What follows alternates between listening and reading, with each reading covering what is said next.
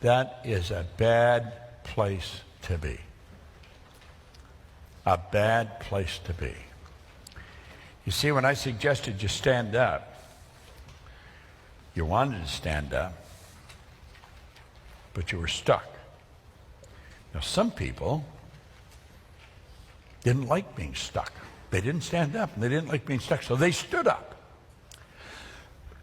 They didn't stand up when the first people stood up, but they did stand up. They broke out of it. But some didn't stand up.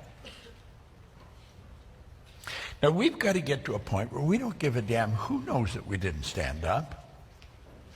But it's important we know we didn't, and let's understand why. It's something inside that's controlling us. It's controlling your income. It's controlling your relationships. It's controlling everything in your life. It's amazing how this works. But we've got the ability to change it. So let's make up our mind we're going to change it. It's discipline. Discipline is giving ourselves a command and following. Now, here's something we really have to understand. Wants and disciplines need to be connected. If you really want something that's beyond where you're at, and you don't have discipline, you're toast. It ain't going to happen. It just will not happen. Now, you know, even though we're really working this pretty well, there's people that stood up that still, they will not go ahead and do it. Because when they sat back down, the paradigm took over again. Now, I want to suggest if you fall into that category, you start getting honest with yourself, fill this damn thing in and send it to Pat, take it to Peggy. Do you know, then the book thing, you'll do the book, but every time you think of the book will be symbolic. The book will be the key that opened that door for you, and you'll realize that the damn thing wasn't even locked in the first place. That's really what it is. Stop and think of the number of times I talked to you without Marco, just you. And you were telling me about Marco. I didn't know Marco yet. And then I talked to the both of you. I don't know how many times. We talked for a lot of times, though, about what you were going to do, but you weren't doing it. Because you had to quit your job. And you've been at it for a long time. And because you're probably pretty good at it, you were in good money there, and you had to walk away from that. And you had to spend money you maybe didn't even have. But look at the difference. And God, you two must be so happy.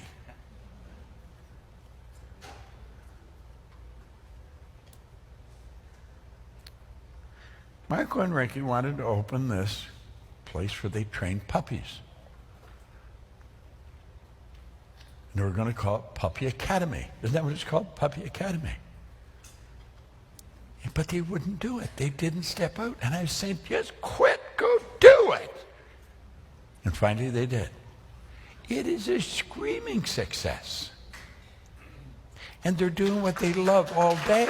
Yeah. Stand up for a minute. Stand up. Now, you want to talk to them.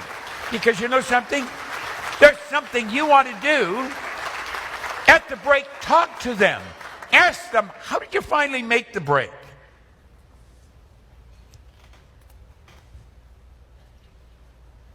And you finally did. Thank you. Well, this is what did it. They gave themselves a command and follow it. They were in the seminars, they studied. I wasn't teaching them anything new. I was telling them the same thing.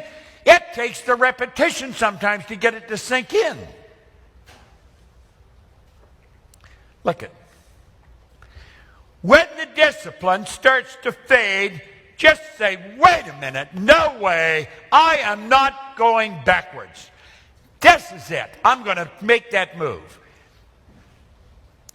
It's not going to be a wish. I'm going to make the change. I am going to give myself a command, and I'm going to get out, and I'm going to do it. Now, I don't know what it is you want to do, but I know there's something you want, or you wouldn't even be here. You weren't looking for something to do and you just went, oh, a seminar, I'll wander instead and spend the weekend there.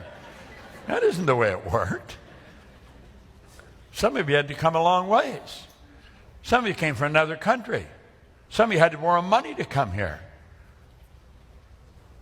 So you're not here by accident. So why in hell would we go to all that trouble to get here and then not do it? And we should understand why we're not doing what we want to do. Look at all the people that stood up. Now, you know, if you weren't involved in that, you'd think, well, I didn't do that. No, but there's something else that you're just the same as they are. It's like Ricky and Marco, they weren't opening the dog academy. You know?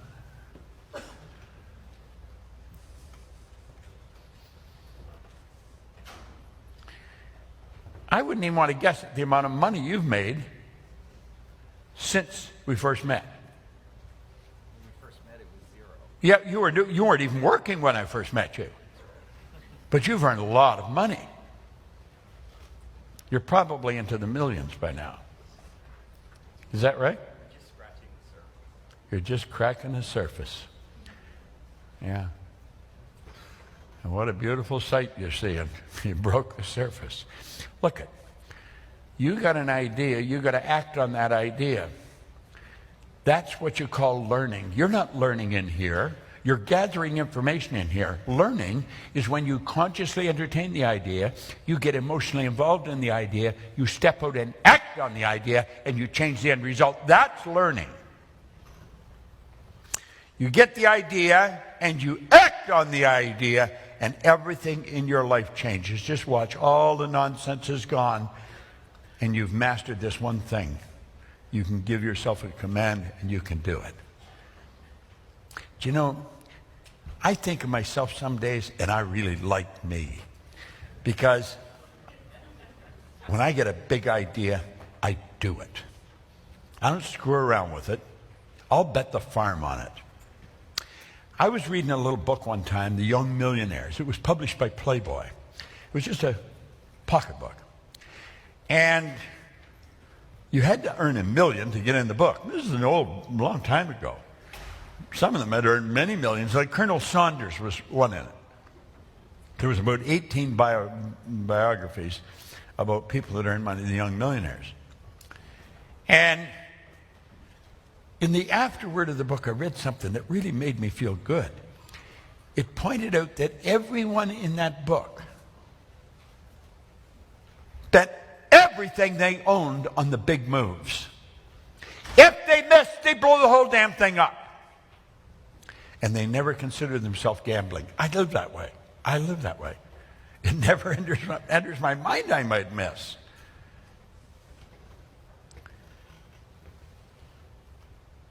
Get to a point where you master this.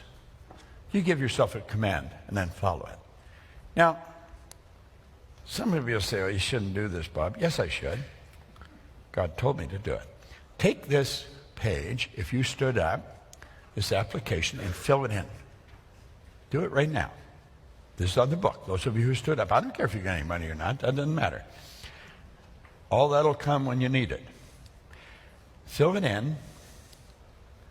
And then, Peggy, I want you to come stand up here. And I want you to fill this in and go and give it to her. Now, I'm going to tell you something. I'm not earning 5 cents on this, not a nickel. You'll probably end up earning a whole lot on it.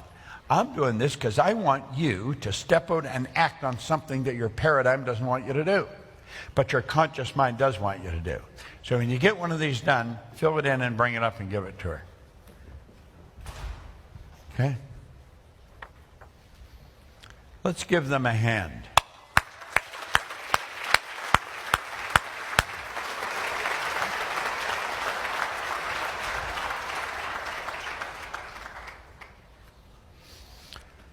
Now, how do we change this?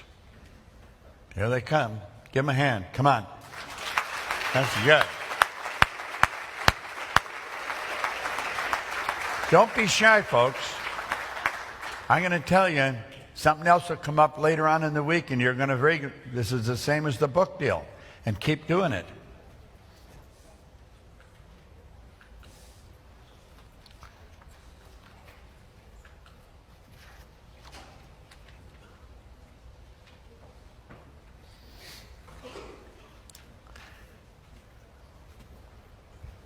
There's others that are sitting there, they stood up and they're not filling it in and they're thinking, God, I wished he'd shut up. You see, I don't care if you don't like me. I want you to like you. I like me. That's all that's important, is that you like you. For the other people who don't have it and want to sign up. Well, you just take them back there and they can go back and get them from you. Well, I wanted you to make it enough. Cool, thank you. Peter's got it. If you want to sign up, Peter's got the things here. Go back and get them from him. Okay? Now, I just mentioned that learning, you're not learning in here. To learn, you need to act on an idea. This is on page 81. So let's look here for a moment.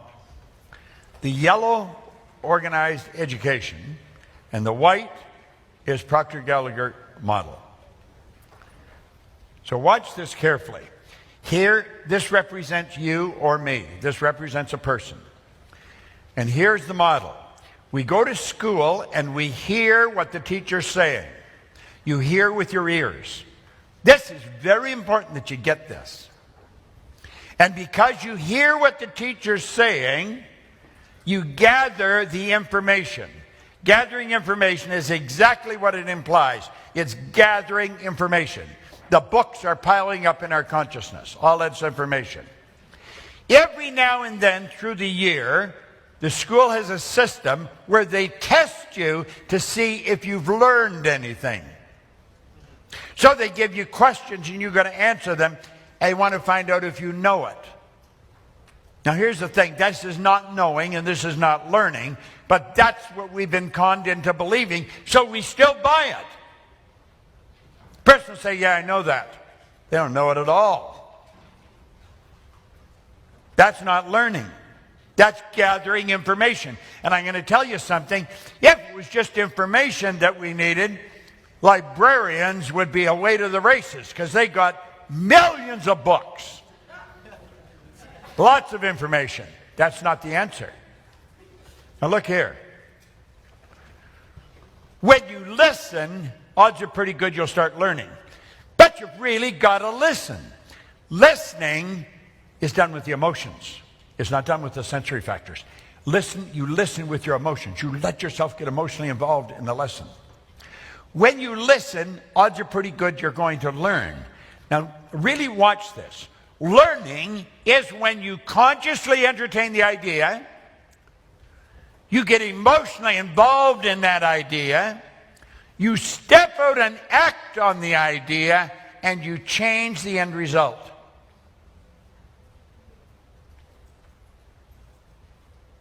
The people you see walking to Peggy right now are learning something. The learning is the feedback that you get from the changing results from what you did. You consciously entertain it. Okay? You get emotionally involved in the idea. You step out and act on the idea. And you change the end result. It's the feedback from the change in result that's the learning experience. Now let's think of this for a moment. We talked about this. We want to learn, how do we overcome the paradigm? You consciously entertain the idea. You get emotionally involved in the idea, and at that point, some people stop it. Just get rid of it. Don't be more emotionally involved. And they did not fill in the sheets. They didn't come and turn it in. Now, you and I do this every day where they let the paradigm really control us. And it's too bad because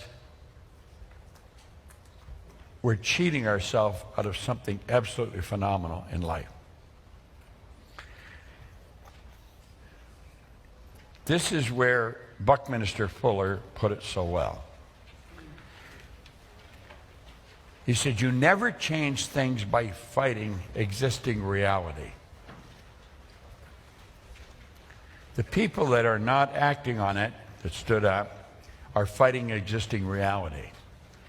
He said, You've got to build a new model that makes the existing model obsolete. Start to see yourself as the different person.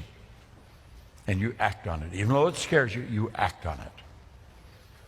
And it's rather strange how something like that can scare you. Why does it scare you? Because it's not in harmony with the old paradigm. The energy that you're impressing is a Y-type energy. Peggy covered that. And you're impressing a Y-type energy upon the X-type conditioning. It causes a very uncomfortable feeling. You got to step out and act on it. You got to build a new model. I remember Sandy sitting down talking to me when she came in as a partner and she became the CEO and president of the company. And she said, you're not going to like some of the things that go on. But I made a commitment before she took it that I would support what she did. Because I knew what I was doing wasn't working as well as it should. You never change things by fighting existing reality. You build a new model. And that's what she said. Well, how can I build a new model? And we built a new model that works like unadulterated magic. Now that's what you've got to do.